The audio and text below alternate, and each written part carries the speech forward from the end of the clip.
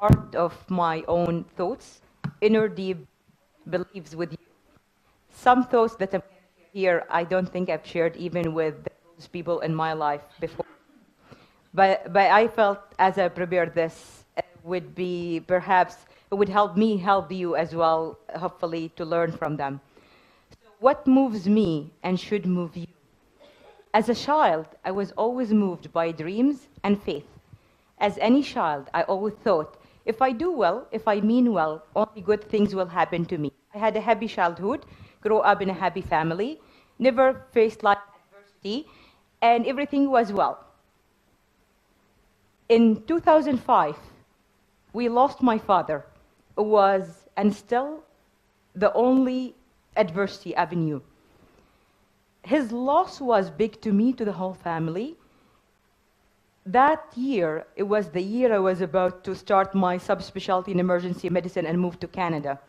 So leaving family when he was sick, knowing that he's dying, was not easy. And when we lost him, I spent 3 years where I think I lost all motivation to do anything I want to do. I was going to work, I was going out with friends, I was living my life, but did not have feel of it.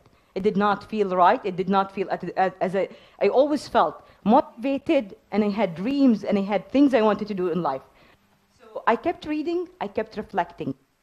And then faith picked me up from there. The 6 years in Canada, what moved me from there, I realized that a year before he dies, when I applied to Canada and he did not get accepted, when it was almost certain I was getting that seat, but I lost it, that it was better for me, because losing that seat in 2004 allowed me to spend a year with him and allowed me the honor to be the one person among 10 children of his to be writing his will.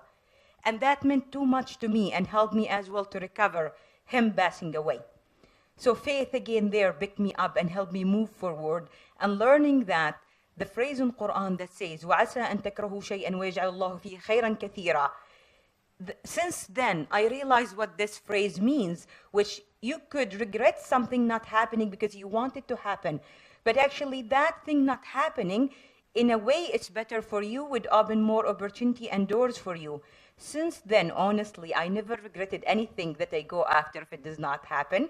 I always know there is something better coming after, or something different, or another opportunity. So why regret and why worry and why stop and not enjoy? In 1990, when I was 12 years old, all the events that happened in GCC had made me decide medicine will be the profession I'll take. I felt so insecure with all the events. I felt so unsafe. And I decided I want to be a frontliner. God forbid anything happen, I want to help, and I want to be a person that people can depend on me to pick them up.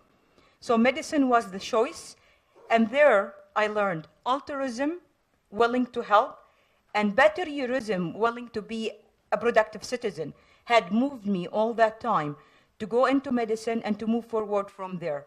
And I always leaned in that wherever I face difficulties, challenges in my career. When I came back in 2011, for 4 years, I spent every single second I have in my time trying to make a difference, trying to bring standard up in any way I can. I started working as an emergency physician. I did critical care as well, so that's clinical service. Was asked to start the residency program for emergency medicine at Mafraq, which I said yes, and I started that. And then on top of that, I was as well co-founding the Emirates Society of Emergency Medicine, took part in Emirates Medical Association, leading the branch in Abu Dhabi, was teaching in conferences left and right, never said no to any invitation. And as well, I was doing a master's degree. Then when I was deciding, oops, I'm exhausted, time to rest, I ended up doing 2 masters in the same year as well. So completed all that. Many friends and family and colleagues said, you're killing yourself. And I knew I was killing myself. But then I think these 4 years, I was moved by fear, and it was not healthy.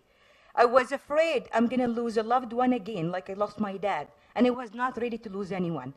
So I thought, the only thing I can do, if I kill myself to bring the healthcare standard up, then if someone dies, I'm not going to feel guilty that I could do something, and I did not do it.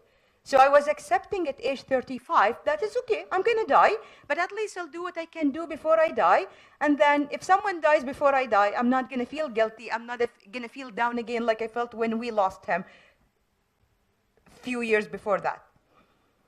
That led me to burnout, a real burnout. All of a sudden, the only thing I love to do, which is caring for my patient, I woke up one morning and I remember I just felt I can't go to the hospital.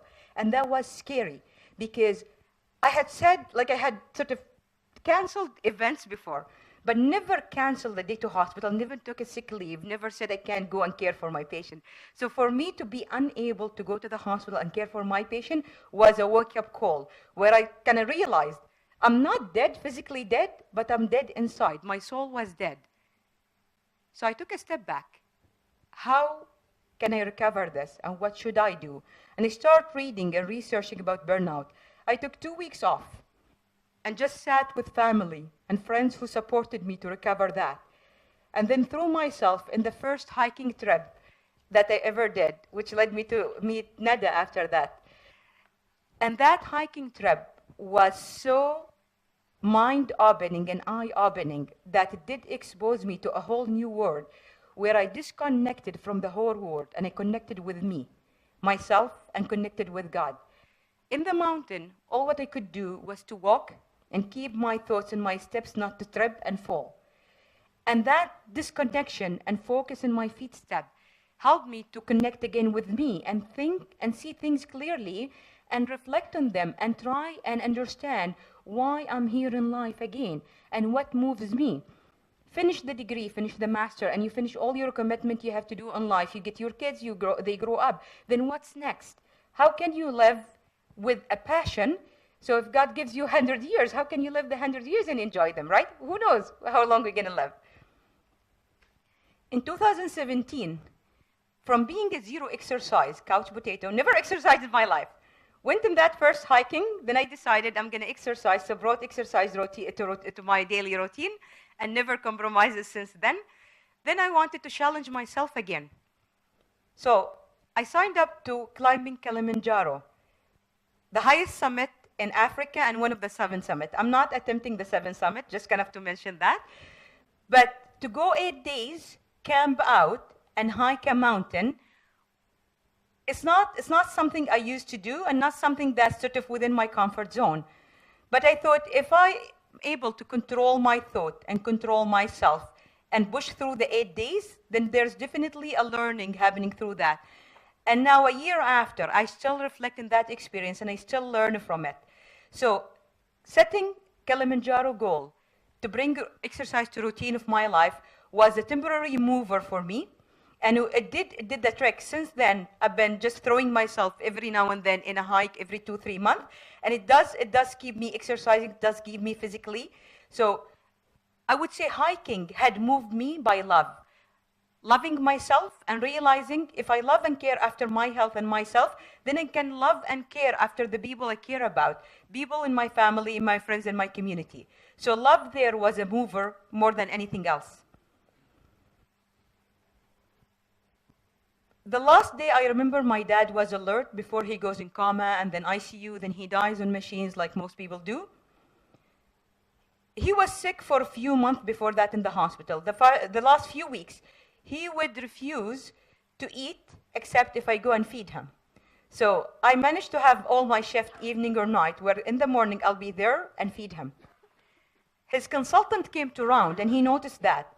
So he was teasing him, saying, maybe we should hold her back and she should not go to Canada, so then we can ensure you would eat. So I translated that to him, and my mom was trying to stop me because she was afraid. If he says stay back, then I would stay back, and she knew that. But he surprised us all, and all what he did, he just smiled with tearful eyes, and he said, no, she has to go. I was moved there by example. He sacrificed. He needed me there, and he knew he needed me there. But he wanted me more, and he always said that. You have to learn to be a good doctor, then you would treat me in the future and treat other people who would need your help. So there, honestly, that word go has been a mover for me since then. Whenever I face any adversity, I just lean back and think, And then I remember that sort of example, and I think, no, I should go, and there's so much I can do, so why stop there, and why not continue? All these experiences, and honestly inspired by the whole transformation happening to me year after year, I recently put down my ikigai. Ikigai is a Japanese concept. The reason for being, why are you here in life again? If you're gonna live 5 years or 80 years, there is a reason for you to be in life. So you need to fulfill that reason, find it first, then fulfill it. I would honestly invite you all to go back home today and write down the answers. It would take you a few hours to find the answers. The questions seem easy, but the answers are not easy. What you love, what the world needs, what can you be paid for, and what are you good at? Here are my answers, and it took me really few hours to come up with that and pin them down. I found I'm happiest when I help and when I add value. So I love to help and add value. What I think the world need leaders. And leaders, not titles. It's not for you to be the director or this and that. It's for you to lead whatever role you have in life, whether at work or at home, with uttermost responsibility and accountability. So you lead no matter how minor that task is you think. But that task add to other task, and that build community and build life, right? What I'm paid for, I'm a clinician, and I'm lucky to be loving being a clinician. And what I'm good at, I deliver result. If I commit, I deliver result. I've worked hard to be able to stand here and tell you I deliver result. So what my ikigai is, reason for being, well, if someone asks me for help, and I think what they're asked me to do add value, I'm gonna lead it. And if that related to healthcare, then I'm gonna be the happiest person if I can be paid for, or even altruism, again, do it just to do good for life. And I'm gonna deliver, if I say yes, then it's gonna happen.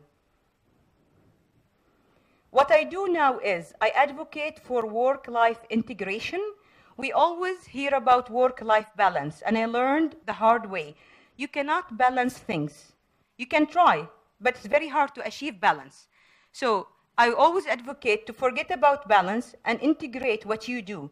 Being, as Jordan said earlier this morning, being who you are everywhere you go, and integrate what you do in life with what you do at work. So what do I do today, 2018? Well, I started another master's degree. I just love to learn. So I'm a student at Holt University. I'm doing an MBA. Sharing the emergency department, so that's my managerial sort of hat. I am still the program director, that's my education hat. I still do my clinical service, so I love doing a clinical shift in the ED. I do my ICU service. I spend quality time with family and friends. I learned how to ride horses. I started that about a year ago. Excuse me. I love to read. So I try to have a book with me in my bag. Wherever I have downtime, I would pick up that book and read wherever I am. So I'm catching up with reading that I stopped doing for a few years before that. And I hike. So wherever I travel for conference work, anything, I just look up the place. If there's any opportunity to hike half day, full day, few days, then I sign up to that and I go for it. And I bake. And I don't say cooking, I say baking, because baking is a mindful kind of activity, different from cooking. Everyone knows how to cook, how to eat, but baking is a bit kind of different. So that's sort of something I'm sort of learning as well and developing and evolving at. So if I want to sum it up, what moves me, reflecting, I find that bettierism, faith, dreams, altruism, example, love and values moves me. I would like to leave you with this phrase from Quran. لَقَدْ خَلَقْنَا الْإِنسَانَ فِي أَحْسَنِ تَقْوِيمٍ. We are all created perfect for whatever we are here for in life. If you face a challenge, you likely have the tool to face that challenge.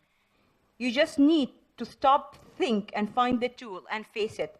We all have the tools we need. It's just we need to find them more than anything else. I'll close by saying what moves me and should move you is one thought that this country needs me and needs you. And I would close with that. Thank you very much.